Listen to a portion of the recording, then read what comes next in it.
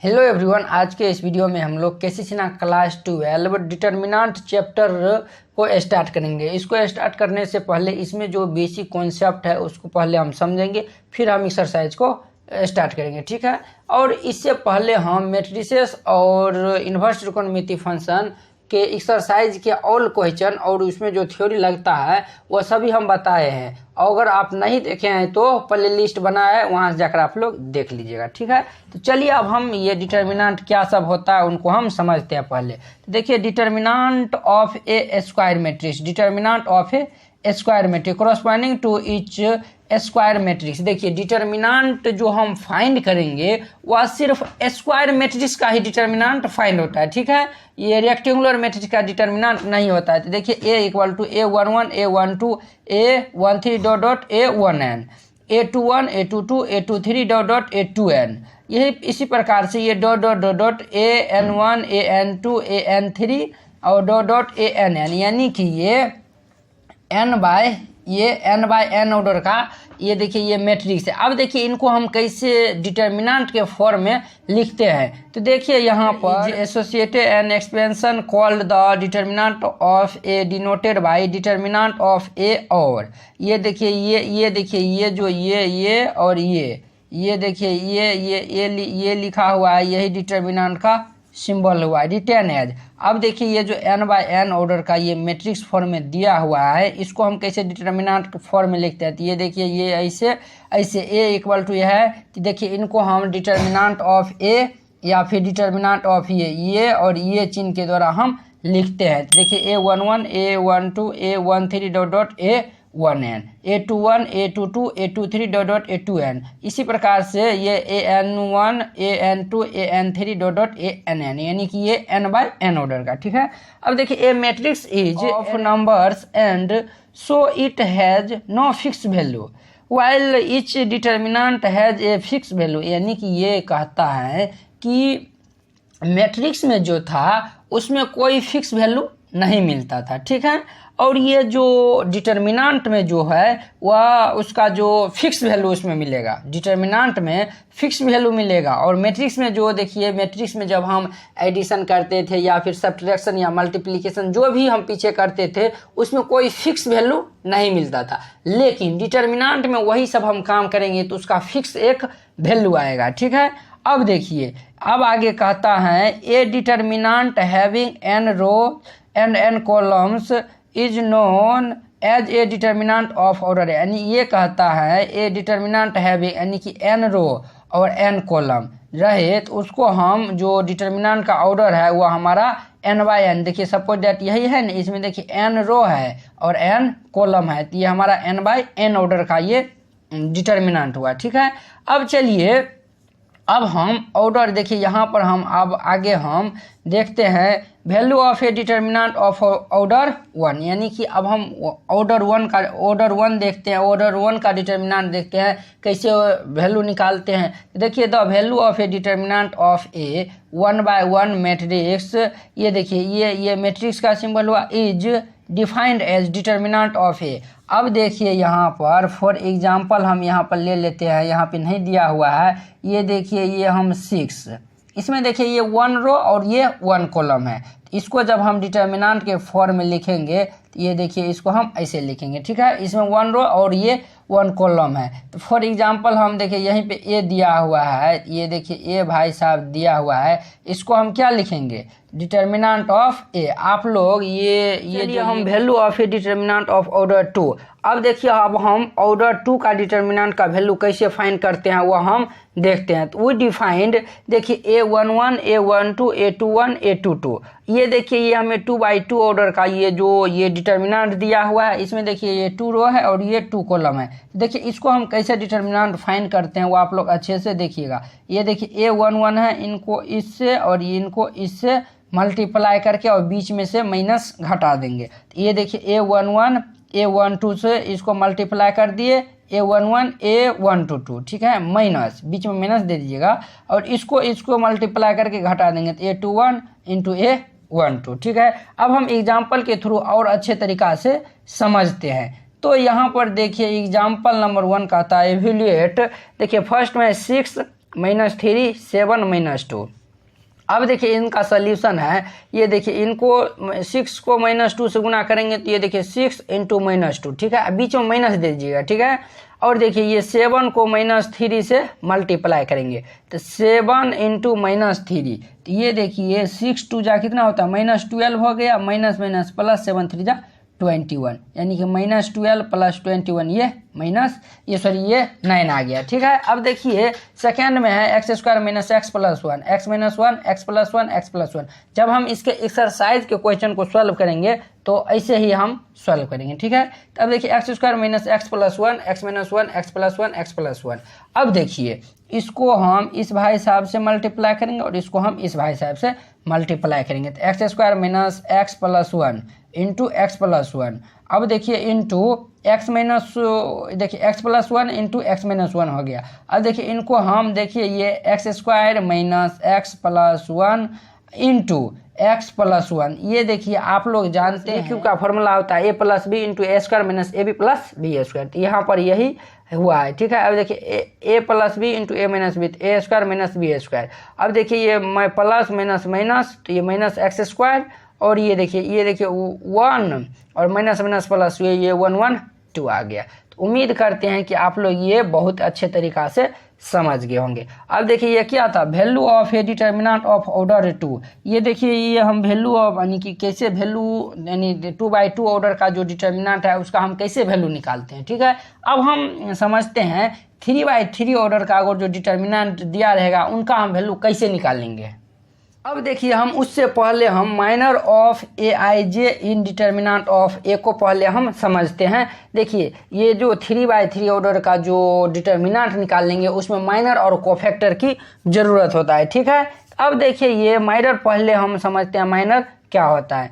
The minor of an element aij in determinant of A is defined as the value of the determinant obtained by deleting the ith row and jth column of determinant of A and it is denoted by MIJ। यानी कि ये कहता है अगर कोई आपके पास ये देखिए ए है, ए अगर आपके पास कोई A = डिटर्मिनेंट दिया हुआ है, मान चलिए सपोज डेट हम 3/3 ऑर्डर का हम ये एग्जांपल के थ्रू समझेंगे, ठीक है।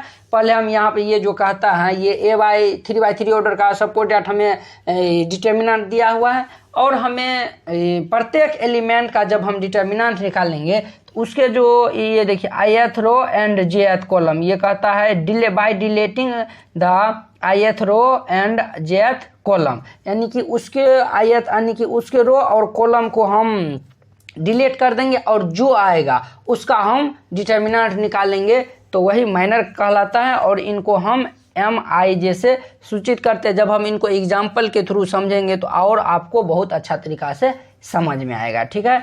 अब देखिए cofactor of aij in determinant of A। The cofactor Cij of an element aij in determinant of A is defined as Cij। देखिए ये cofactor of aij in determinant of A, यानी कि ये Cij इसका ये फॉर्मूले ही होता है, तो आप लोग इनको नोट करके याद भी कर सकते हैं। Cij = -1 के power i + j into MIJ क्या हुआ, ये जो माइनर हम निकाले हैं वही होता है। Cij = -1 के power i + j into MIJ। ये दोनों को हम एक एग्जाम्पल के थ्रू समझते हैं कैसे हम फाइंड करते हैं, ठीक है। देखिए अब हम ये एग्जाम्पल लिया, find the minor and cofactor of the element of the determinant. ये देखिए डिटर्मिनेंट A ये देखिए ये भी सिंबल होता है डिटर्मिनेंट का, A11 A12 A13 A21 A22 A23 A31 A32 A33। ये इसमें देखिए 3 रो और 3 कॉलम है। तो ये देखिए ये प्रत्येक एलिमेंट का जो है वह माइनर और कोफैक्टर निकलता है, तो वही कहता है कि आप लोग फाइंड करने के लिए find the minor and cofactor, ठीक है। तो चलिए इनको हम सॉल्व करते हैं। तो अब देखिए हम आपको ये जो इस पिछले में माइनर को हम समझाए थे, लेट M11 निकालते हैं, यानी कि A11 के क्रॉसपॉन्डिंग जो है हमें माइनर निकालते हैं। ये देखिए इनके जो ये रो है और ये कॉलम है, ये रो है और ये कॉलम है, इनको हम क्या करेंगे, इनको हम ढक देंगे। इनको हम ये देख नहीं रहा होगा, ये देखिए इनको हम इनको हम ढक देंगे। तो ये देखिए A22, ये देखिए A22, A23, A32 और A33 आएगा।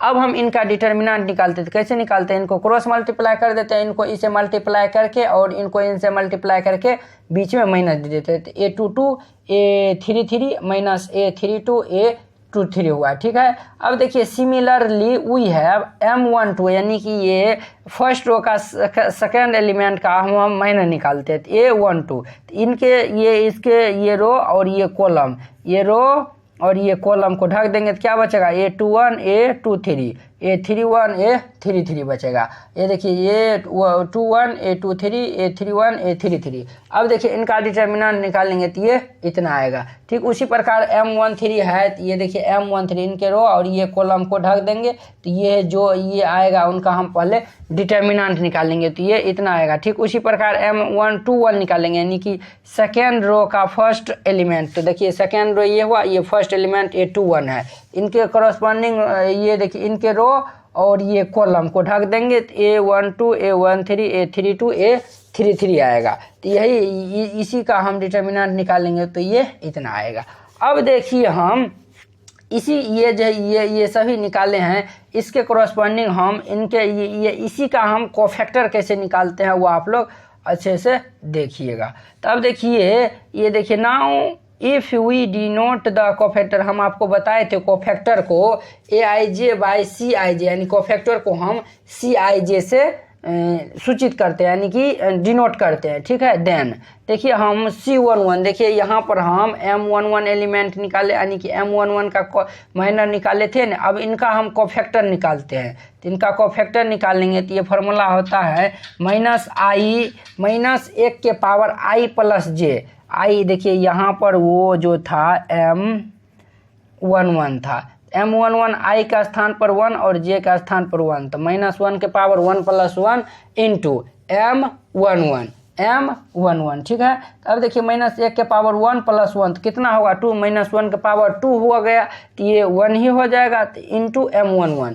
तो ये देखिए M11 का जो वैल्यू आएगा वही हो जाएगा। ठीक है, अब देखिए हम C12 निकालते हैं। अब देखिए इनका हम कोफैक्टर निकालते हैं, तो -1 के पावर ये देखिए ये जो 1 2 है तो i = 1 और j = 2, तो 1 + 2 इंटू M12 का वैल्यू इतना आया है। अब देखिए ये -1 के पावर 1 + 2 तो ये 3 -1 के पावर 3 तो -1 हो जाएगा, -1 को मल्टीप्लाई करेंगे तो -M12 हो जाएगा।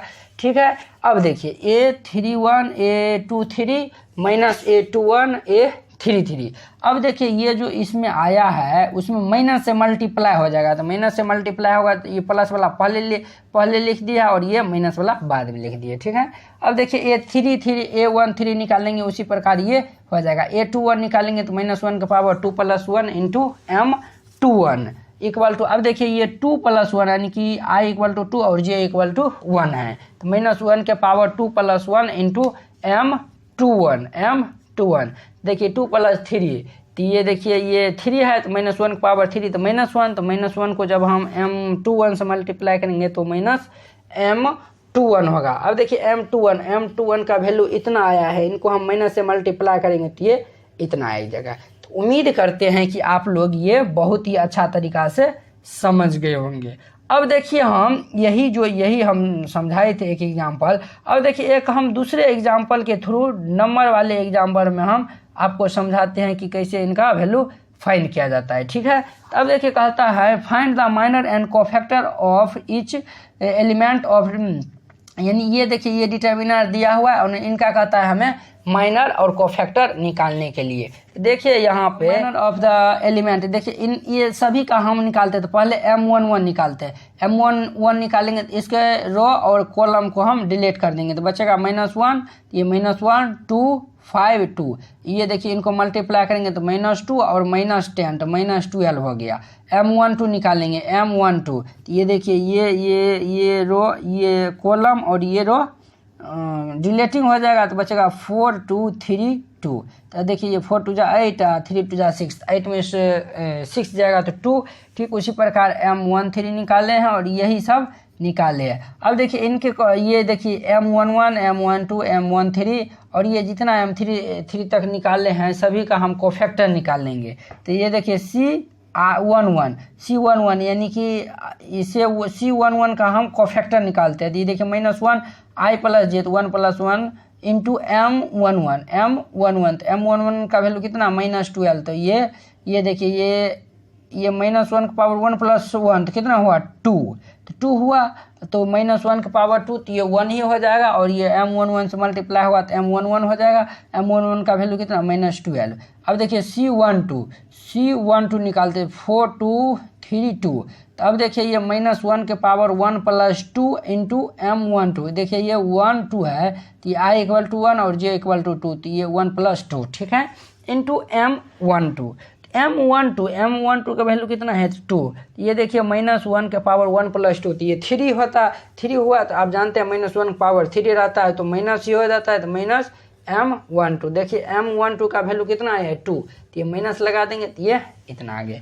ठीक उसी प्रकार सभी का निकलता है। ठीक है, तो अब हम तो इतना करते हैं, उम्मीद अच्छा तरीका से समझ गए होंगे। तो चलिए अब हम अगले वीडियो में मिलते हैं इनका एक्सरसाइज के क्वेश्चन के साथ, और इसमें कुछ प्रॉपर्टीज भी है। तो पहले हम एक्सरसाइज के क्वेश्चन को जहाँ तक सॉल्व होगा वहाँ तक सॉल्व करेंगे, और फिर हम अगले वीडियो में इनका प्रॉपर्टीज बताएंगे। तो चलिए अब हम अगले वीडियो में मिलते हैं। अगर यह वीडियो आप लोग को अच्छा लगता होगा तो लाइक, कमेंट एंड अपने दोस्तों के बीच शेयर कीजिएगा। अगर आप चैनल पे नए आए हुए हैं तो चैनल को सब्सक्राइब कर लीजिए, यहाँ पर फुल केसी सिन्हा का सोल्यूशन किया जाएगा। तो चलिए अब हम अगले वीडियो में मिलते हैं। जय हिंद।